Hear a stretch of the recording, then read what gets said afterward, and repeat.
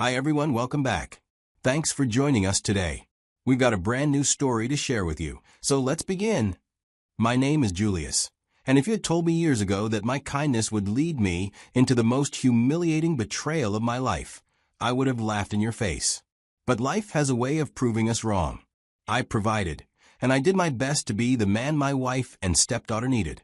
I raised the little girl as my own, thinking love could make up for blood. The woman I loved, the child I helped raise, turned against me in ways I never could have imagined. What happened? How did it get to this point? Well, let me take you back to where it all began. I still remember the day I met Davina and her daughter, Angel, at the hospital waiting room. I was there for my cousin who was battling leukemia, sitting on those cold, uncomfortable chairs, trying to keep my mind from spiraling into worst-case scenarios. That's when I noticed her, this woman sitting beside me, holding a little girl in her arms. She was stunning, no doubt about that, but what caught my attention wasn't her beauty. It was the way she looked, exhausted, worn down. Something about her expression made it impossible to ignore. I didn't know her, but I could see she was struggling. So I asked, just a simple, "Hey, are you okay?" At first, she hesitated, maybe debating whether to brush me off or actually tell me. But after a moment, she sighed and admitted that she wasn't okay. Her daughter, Angel, was sick and needed treatment. The real problem wasn't just the illness, it was the cost.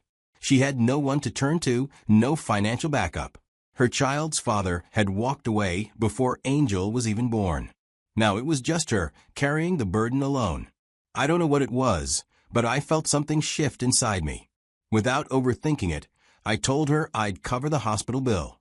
She froze, like she couldn't believe what I had just said. She even asked me to repeat myself, probably thinking she misheard me. When she realized I was serious, her whole face changed. Relief, disbelief, gratitude. It was all there in her eyes.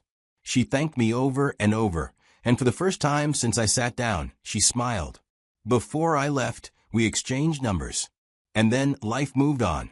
Months passed, and I didn't hear from her. I didn't expect to. It was just one of those moments where you help someone and move on. One day, I received a message from an unfamiliar number. I almost ignored it, but when I opened it and saw her name, Davina, it all came back in an instant. She started by thanking me again. She told me that Angel was doing much better and was about to turn 2. I replied, asking how she was doing, how things had been for her. From there, the conversation flowed naturally. What I expected to be a quick exchange turned into a real conversation.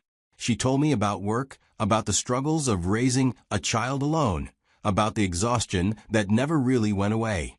I listened, asked questions, and before I knew it, we had spent a good part of the evening texting. Then, toward the end of the conversation, she said something that caught me off guard. "I know it's been a while, but if you're free, I'd love to have you over for dinner. Just a way to properly say thank you." At first, I hesitated, but I told myself it didn't matter. I had done something kind for her, and she wanted to return the favor. That was all there was to it. So I agreed.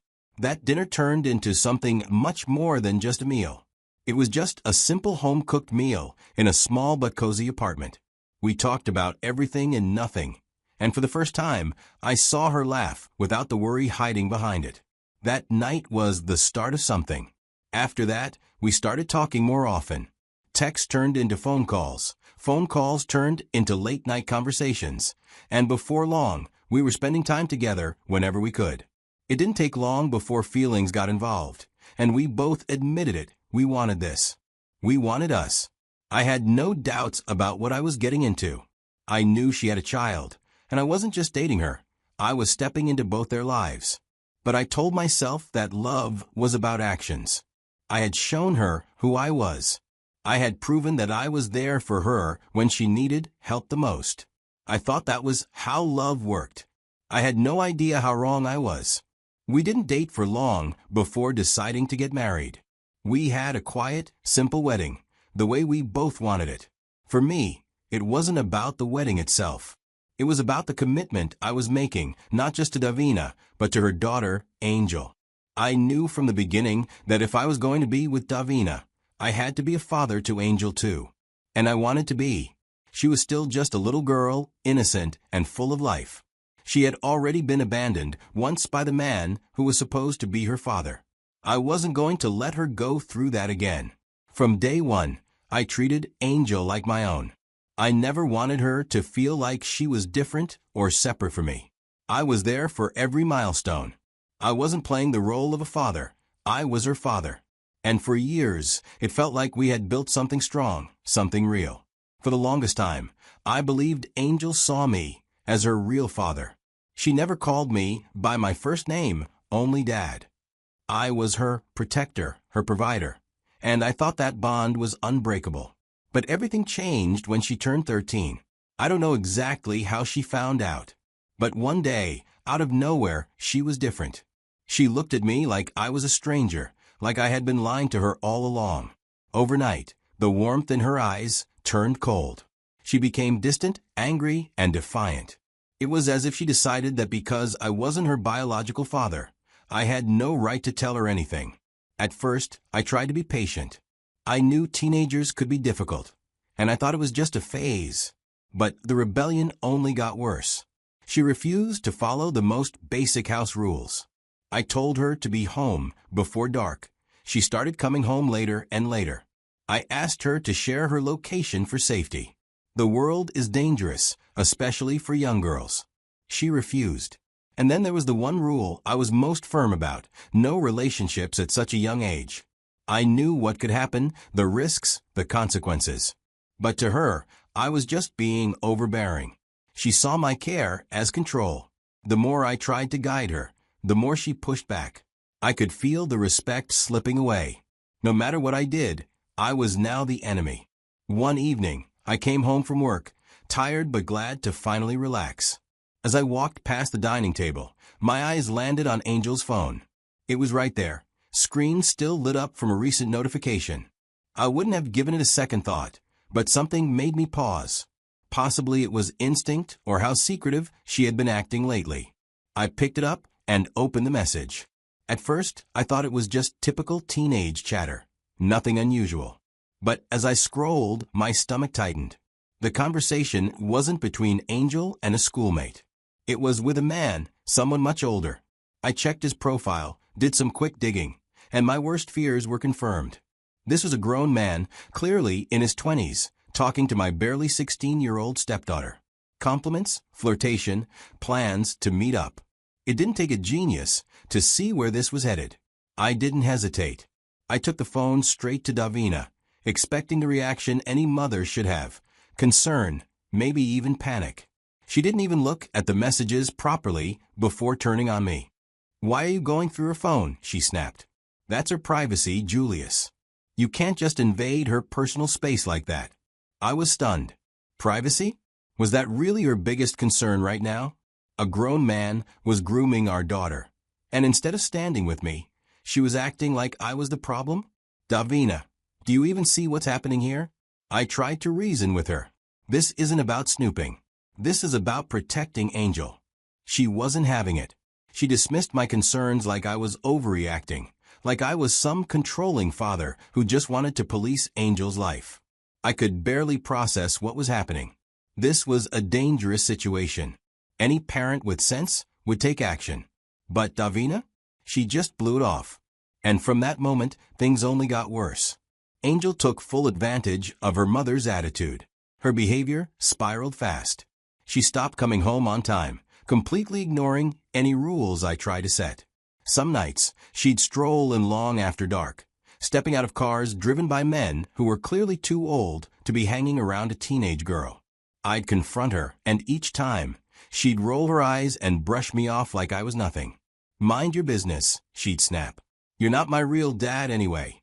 The word stung, but what hit even harder was the fact that Davina never said a thing. She let Angel talk to me however she wanted. She never once backed me up.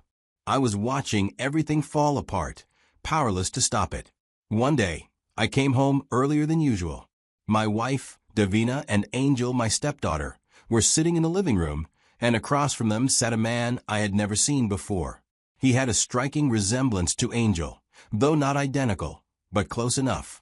I stepped further into the room, letting my keys land on the side table with a small clatter. "Evening," I said, keeping my tone neutral.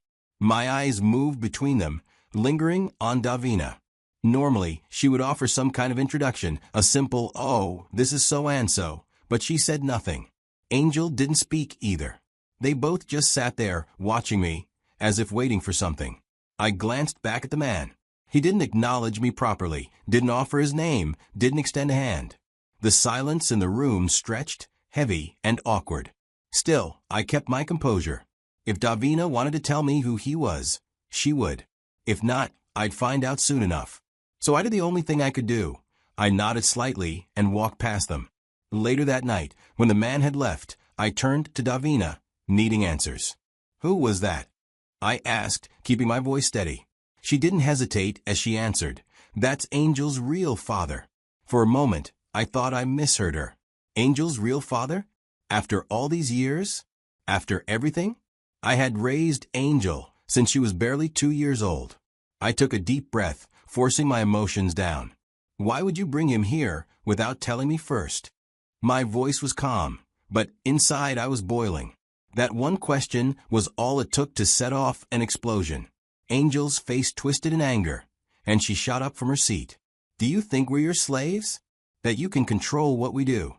Her voice was filled with a rage. I blinked, shocked at her reaction. "Angel, that's not. You're overstepping your boundaries," she cut me off, her voice rising even higher. I turned to my wife, Davina, expecting her to step in, to at least try to mediate the situation, but she just sat there, arms crossed, staring at me like I was the problem. Before I could process any of it, Angel screamed the words that would burn themselves into my memory forever. "Why don't you just disappear?" I was silent. The girl I had raised had just told me to disappear. I turned to Davina, waiting for her to correct her, to scold her, to say anything. Instead, Davina met my gaze, and with a cold, detached voice, she said, "She's right." Something inside me shattered. There was nothing left to say. Without a word, I turned and walked away. I don't know if you've ever lived in a house where you weren't wanted. That's exactly how it was for me in the days after that fight. Davina and Angel had nothing but cold indifference for me. Their silence was louder than any screaming match. If I walked into a room, they walked out. If I tried to start a conversation, I got one-word answers, or worse, completely ignored. I'd sit at the dinner table, and they'd talk to each other like I wasn't even there. It was as if I had become a ghost in my own home. Every time I walked through that front door, I felt like I was intruding. I knew I couldn't keep living like this. So, I decided it was time to talk to my lawyer.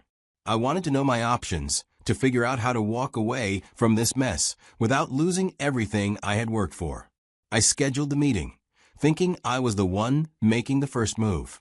But life has a twisted sense of humor. What I didn't know was that while I was planning to discuss divorce, Davina and Angel had already beaten me to it. They had drafted divorce papers behind my back. The plan was clear: strip me of everything and kick me out of my own house. They must have thought they were so clever, waiting for the right moment to serve me with those papers. But fate had other plans. When my lawyer called me back, his voice had a strange tone to it, half amused, half serious. "Julius," he said, "I need you to listen carefully. You were never legally married to Davina." At first, I thought I had misheard him. How could that be possible? We had a wedding. We exchanged vows. There was an officiant, a ceremony, everything. But then he explained. Turns out, the man who married us wasn't legally licensed to perform weddings. He was just some guy in a robe playing pretend. And to make things even more interesting, our state didn't recognize common law marriages. That meant, legally speaking, Davina had no claim over me, my house, or my assets. I sat there, processing the information, and then it hit me. Davina had no idea. All this time, she had been planning to divorce me and take half of what I owned. But legally, there was nothing to take. She wasn't my wife in the eyes of the law. That meant I was free to walk away without losing a single thing. Free to show them the door instead. And that's when I decided I wasn't going to say a word. Not yet. I was going to sit back, watch them play their little game, and then, when they finally try to make their move, I'd be the one holding all the cards. I came home one evening to find Angel's father was sitting on my couch with legs crossed, sipping on a drink my wife had probably served him. Davina and Angel sat beside him. I took a deep breath, keeping my voice calm but firm. "I want you out of my house," I said, locking eyes with the man. The silence that followed was thick, but it didn't last long. Davina shot up from her seat, her face twisted with anger. "You don't get to decide that," she snapped. Angel jumped in immediately, her voice dripping with the same entitlement. "Yeah, who do you think you are?" I let them vent. I let them throw their tantrum. And when they were done, I simply repeated myself, my tone unwavering. "This is my house. You don't bring anyone here without my consent. That's final." Angel's father stood up, smirking like he found the whole thing amusing. He didn't say a word, just grabbed his things and walked out. But Davina and Angel weren't done. Not even close. Minutes after he left, Davina stormed off and came back with a stack of papers in her hand.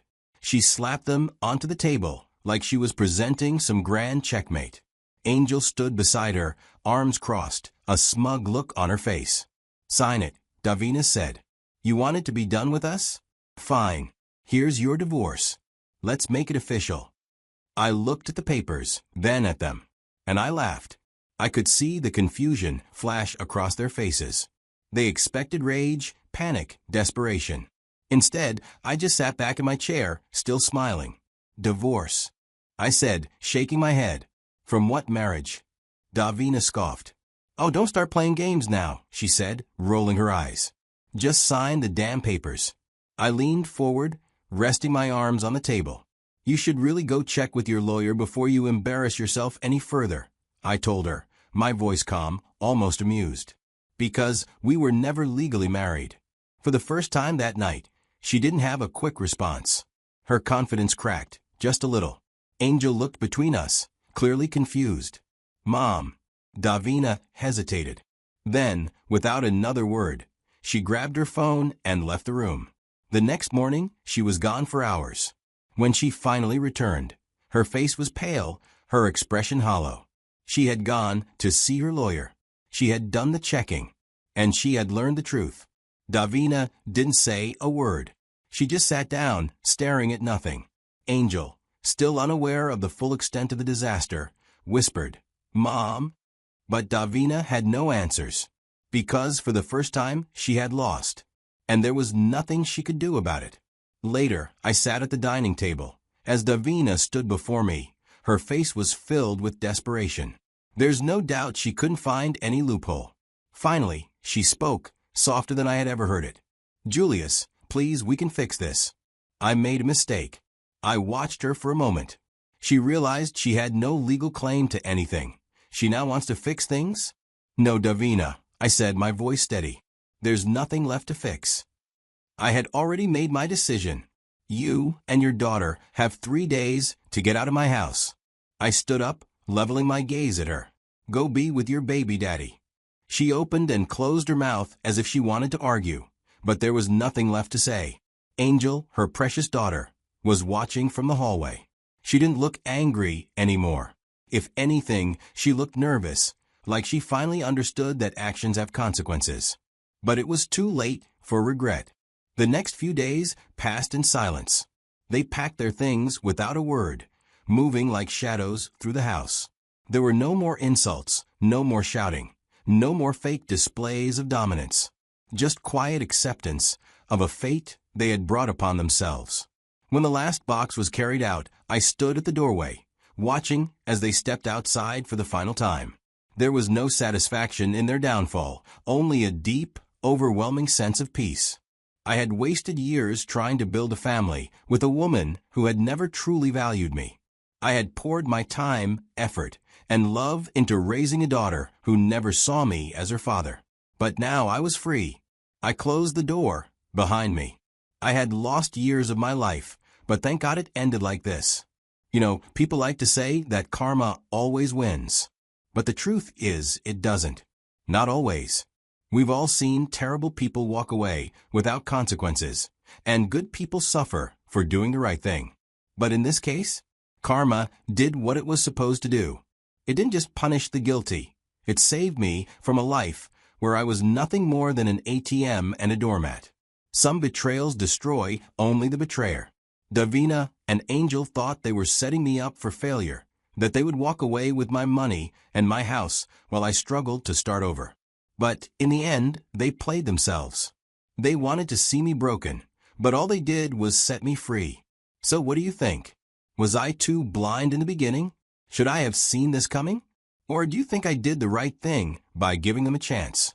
Let me know in the comments. I'd love to hear your thoughts. And if you enjoyed the story, don't forget to like the video and share it with someone who might find it interesting. Thanks for watching, and I'll see you in the next one.